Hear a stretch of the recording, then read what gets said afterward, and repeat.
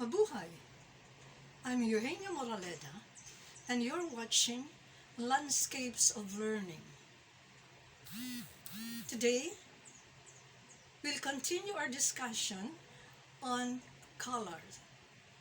The other two previously discussed were red, yellow. Today, it's going to be blue. And my first question is, what do you know about blue? Why do people say that blue makes them sad? But of course, some poets say that it was a beautiful morning and the sky was clearly blue. So there are different emotions evoked by blue. Let's look at some of the pictures I have here on my right. The top picture is from White Island of Camiguin. It gives you the color blue. But tell us, what is the hue blue? What is the value of the color blue there? How about intensity? Is it dull blue or bright blue? Okay, now there's a lower photo. It says cool. It also says that blue colors are cool colors because, well, they have the range of the blue here. It makes them feel cool. And artists have also associated it with cool feelings. They feel cool when they see blue. So take a look at the picture. What kind of value does that blue have? How about its intensity? Is it dull blue or bright blue? Is it light blue or dark blue? So describe the photo you have. Now, opposite side, we're discussing this, but it says warm colors. Can you now see the contrast of the cool colors and the warm colors? Where did you see the warm colors? Was it in our yellow discussion? Was it in the red discussion? Think about it.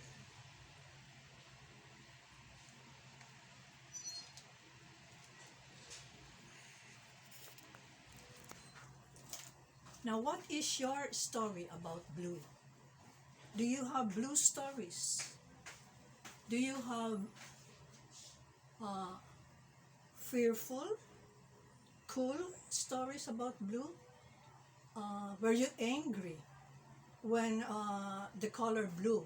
How about when somebody punched the eyes? So nagkaroon siya ng blue eyes, or at least the side of the eyes. Did that make you angry? Or what did your friend say when he had that blue, black eyes? Now, if you're going to ask me about my story about blue, they're really not that different, but they talk about one time of a blue sash sa waist from a white lady. And I associate it with, I don't know if it's Fatima or Lourdes na it's Mary with a white sash or what. But the thing is, before, that was during my graduation recital. I was so afraid of a musical part.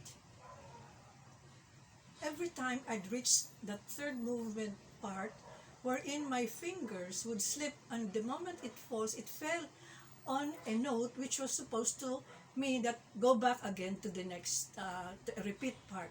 So I would always commit some kind of mistake every time I'd reach that. But during my recital, I was given a small bottle, I think by my mentor, and she said, hold on to it. If you think you can, I know you might want to sip on it, because I was at the time drinking tea, a cold tea, which I thought would calm me down, not knowing that tea also is like coffee. It stimulates you. So instead of calming you down, it would more or less, uh, well, stimulate whatever it is there, your nerves or whatever. But during that time, while I was playing already, this is graduation recital. When I was playing, I prayed and prayed to that lady with the blue sash, and I remember the gift that was given to me just prior entering the concert hall. And I don't know if it was belief, faith, or just deep the thinking that I imagined the part where I was so afraid, the part which made me fearful that I might not finish my concerto.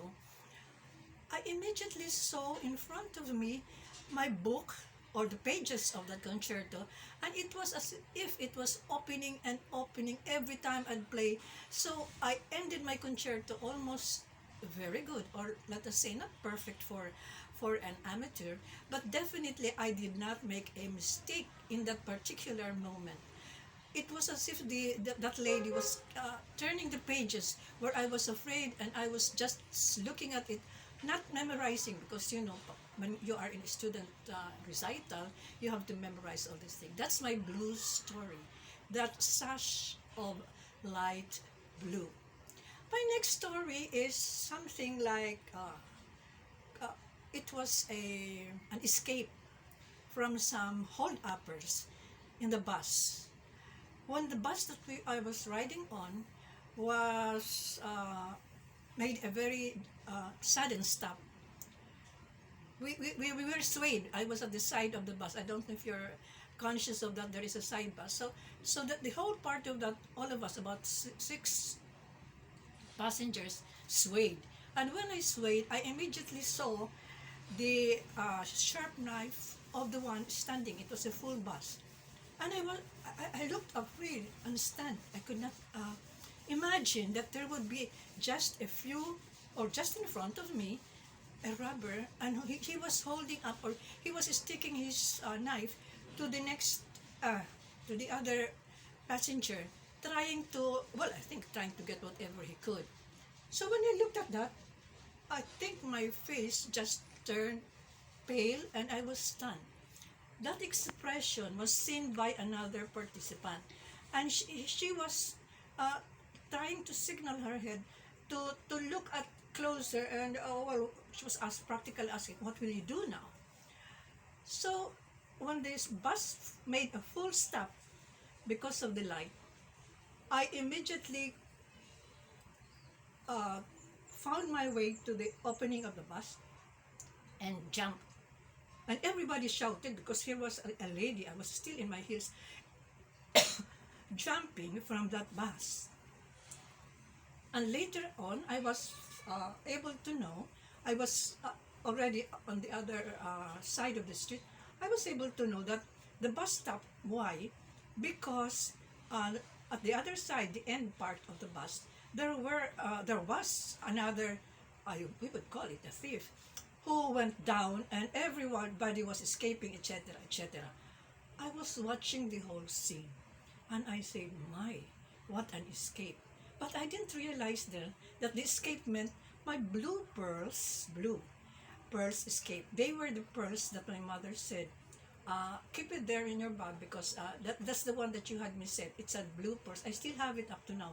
I am always reminded by that narrow blue pearls. I'd call it my blue pearls escape. So you notice the two stories were a bit, I wouldn't call it cool, probably the first one, but the other one wouldn't be really cool.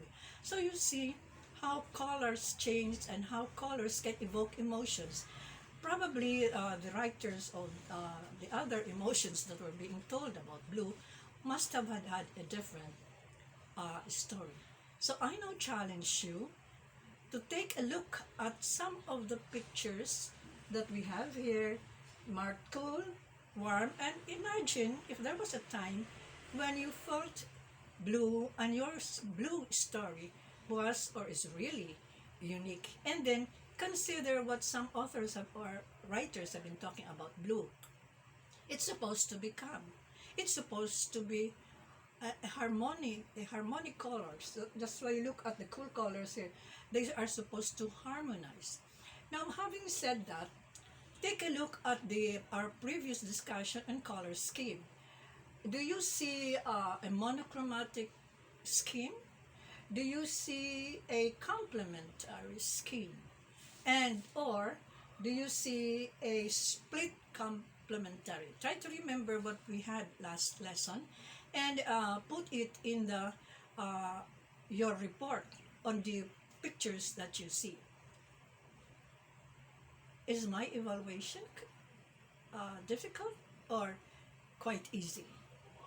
Now, before that, give us or tell us one blue story that you experienced, personal experience, and secondly, as expressed very recently, analyze it in terms of color scheme. Is it monochromatic, analogous, complementary, or split complementary?